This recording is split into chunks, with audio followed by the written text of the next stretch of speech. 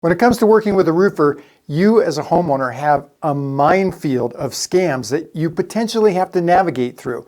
In this video, I'm going to tell you what the most common roofing scams are that you have to watch out for, and I'm going to tell you those right now. Now, don't get me wrong, it's not that scams are unique to the roofing industry. Every industry has scams that you have to watch out for, but a roof is typically a really high ticket price item, and all that money tends to bring out the slimiest part of our society. Also, don't misunderstand me. I'm not saying that every roofer is a scammer or that even most roofers are scammers. Actually, most roofers are good, honest businessmen who just want to do the right thing for you as the homeowner. The first scam is the free upgrade to the Class 4 impact resistant shingles that aren't. What I mean is that a roofer tells a homeowner that he's going to give him a free upgrade to a Class 4 impact resistant shingle, which is normally a more expensive shingle, but then he just ends up installing the standard shingle instead because he knows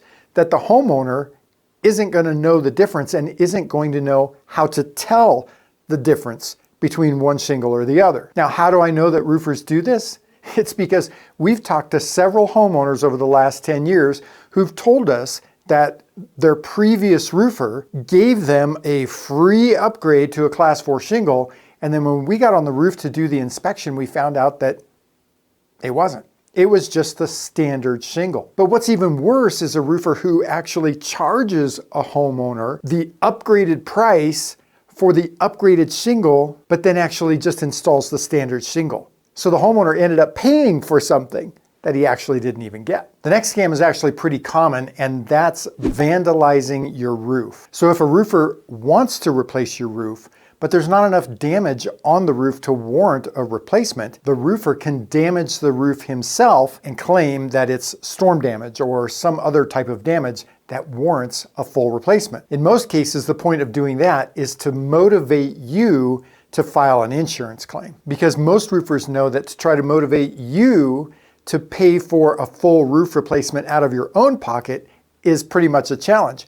But if your insurance company is going to do it, people are like, hey, get a whole new roof for only my deductible payment? Sounds like a good deal to me. So roofers do this in a number of ways. One way is called dime spinning, and that's where a roofer will take a dime or a quarter or some other coin about the size of hail, put it on your roof on a nice warm day so that the shingles are nice and supple, put his thumb on it and spin that around. And then he'll do that randomly around the roof to make it look like hail hits your roof. Another creative way that they do it is by putting a golf ball in a sock and then swinging that onto the roof. So the sock kind of absorbs the hit a little bit. It's supposed to make it look more like real hail damage, whereas the dime spinning really doesn't look like hail damage at all. And they do that because using a hammer to inflict the damage on your roof is a little bit too obvious. Although I did have an insurance adjuster tell me one time that she had met a roofer on a roof and she denied the claim because there was no damage, which made the roofer really mad. So she got down off the roof, got in her car and drove off, but she had just this gut feel about this roofer. So she drove around the block, came back, and saw the roofer on the roof with a hammer pounding on the shingles. Or they might just tear shingles off of your roof to make it look like wind damage. So I really recommend that if you're going to have a roofer come out and inspect your roof for storm damage, that you actually be present at the time that the roofer is there and go outside and watch the roofer do his inspection. This one is really just one of the slimiest, and it's giving kickbacks to insurance agents for referrals to the insurance agent's customers. Now, most insurance companies forbid their agents from accepting any kind of gifts from tradesmen to refer the insurance company's clients to that tradesman. But that doesn't stop some insurance agents and some roofers from finding creative ways to get around that. One roofer that I used to work for would send one of his salesmen down to a local insurance agent's office with stacks of 10 $25 Visa gift cards to give each stack to each of the employees for the insurance agent. Now, curiously enough, this roofer was the only roofer that insurance agent's office would refer to their clients. You may ask, well, why is this a scam? Well, it's a scam because if that insurance agent is getting kickbacks, number one, that's unethical and against the policy of the insurance company. But number two, how can you really trust that you're getting a good referral to a good roofer instead of the roofer who's willing to grease the palms of an insurance agent? Another roofer scam that doesn't affect you right away, but it does affect you in a big way, is the roofer not paying his subcontractors or his material suppliers. So sometimes roofers will try to avoid paying their subcontractors or paying their material suppliers. And sometimes they do this not for malicious reasons. It may be just simply because they've gotten in over their head and they're trying to make up the difference by collecting money from this job to pay off this job.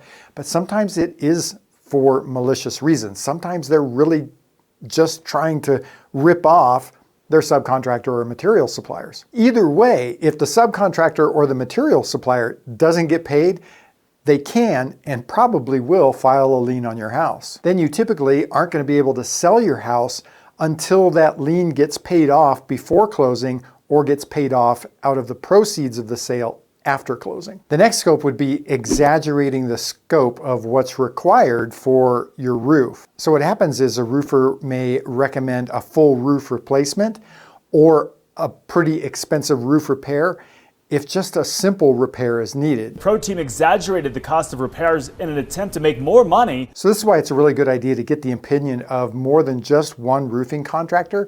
We recently did just a pretty small repair for a homeowner. He had some condensation that was building up on the underside of his attic, and that was caused by the fact that his bathroom exhaust fans were exhausting all the moist air from the house into his attic. Well, that's a pretty simple fix. All you do is install an insulated duct that goes from the fan to a cap on the roof so it gets all that moist air out of the roof. Well, he had two other roofers come over to evaluate his problem and give him a recommendation and an estimate. Well, one of the other roofers said that he needed extensive repairs, and the repairs that he was suggesting wouldn't have even solved the problem. The other roofer suggested a full re-roof, which also still would not have solved the problem. In either of those cases, the homeowner would have paid quite a lot of money and it wouldn't have solved his problem. Another thing that might be a red flag for you as a homeowner that you are getting scammed by your roofer is if the roofer is pressuring you to make a decision right away. And that could actually be pressuring you to make any kind of decision right away. He could be telling you that your roof is in such bad condition that if you don't deal with it right now, something horrible is going to happen as a result. Or he may try to get you to file a claim while he's right there. Now, I want to be clear. I'm not saying that every time a roofer encourages you to file a claim while he's there with you means that he's trying to scam you. But it is a big red flag, because oftentimes what happens is if you file a claim with the roofer there, he's going to have you sign what they may call a contingency form or some sort of contingency agreement.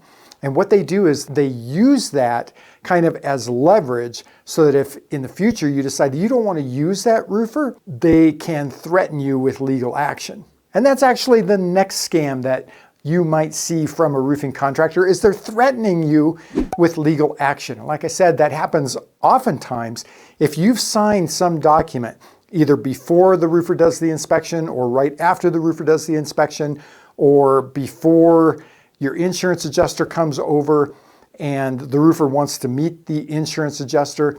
And oftentimes this is a document that kind of basically gives the language that says something like, if your insurance company approves this as a claim and approves this for a repair or replacement, then you are obligated to use our roofing company to do the work that your insurance company recommends. We've actually encountered homeowners that have been underneath that pressure before, and they've actually been told by the roofing contractor that they will get sued if they try to back out of that. Or the roofer might say that for you to back out of that contract, they're going to charge you like 20 or 25% of the total cost of the re-roof or the total cost of the insurance claim amount. Court records say he used deceptive and illegal means to lock customers into doing business. But the reality is, if a roofing contractor hasn't incurred any expenses for your project up to that point, you can back out of that contract without being charged a fee or without any fear of being sued. They're just simply trying to use that to strong arm you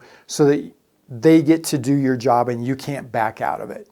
So the next scam is just simply bad work. Now you can go out on YouTube and you can do a search for worst roofing job ever, and you'll probably see a whole huge list of YouTube videos that show bad roofing work. And the reality is that roofers know that most homeowners are not going to get up on the roof after the job is done to check the quality of their work. And even if they do, most homeowners aren't going to know what good roofing is versus bad roofing. So roofers who are going to scam you by doing bad work are counting on the fact that you're not going to get on your roof and you don't know what good roofing is. Therefore, they got your money and they've left you probably with a bad roof. And one of the most popular scams may not even feel like a scam to you because it actually saves you money. And that's roofers paying all or part of your deductible. Now, your policy, which is your contract with your insurance company, obligates you as the homeowner to pay your own deductible. And in most states, that stipulation in your policy is actually enforced by law. It's actually a law in your state. So if you agree to hire a roofer who says he's going to pay all or part of your deductible, then you, as the homeowner, are actually committing insurance fraud. But we've got another video that explains kind of how that works and why it's insurance fraud. And we're going to link to that right up there.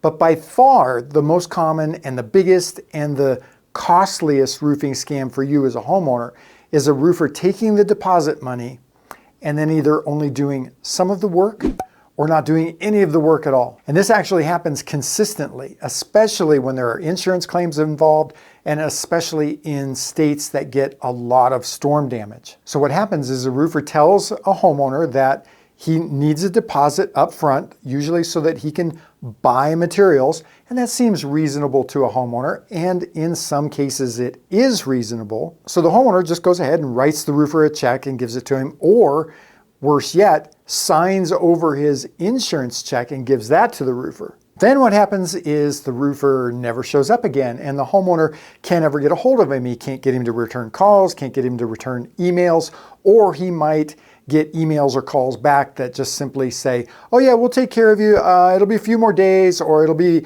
a couple more weeks, or there aren't materials available, blah, blah, blah. He's always got some sort of excuse. NBRC ripped off homeowners in 6 counties by pocketing insurance claims and either not paying roofers and suppliers or not doing any work at all. So a roofer watching this might complain and say, it's completely legitimate to ask for a deposit up front. Well, you're right. In a way, it is. But for you as a homeowner, it's actually a much better idea to not give that deposit to the roofing contractor until you've actually got materials delivered on site. Be warned, because if you, as a homeowner, think that, well, if the roofer takes off with my money, then the legal system is going to protect me and help me get my money back, think again. You are sadly mistaken. In reality, if you give a roofing contractor money and he disappears, or he only does part of the work, you're just simply out that money. That's why it's a better idea to not give a deposit to a roofing contractor until you have the materials. Because then if your roofer flakes out and leaves, you still have the materials, you can hire a different roofer and pay that other roofer for the labor. If you want some information on how to choose a roofer that won't scam you, leave a comment down below. We've got a free report that we can send to you. Otherwise, just click this video right here. I'm Tracy Bookman, owner of Homestead Roofing.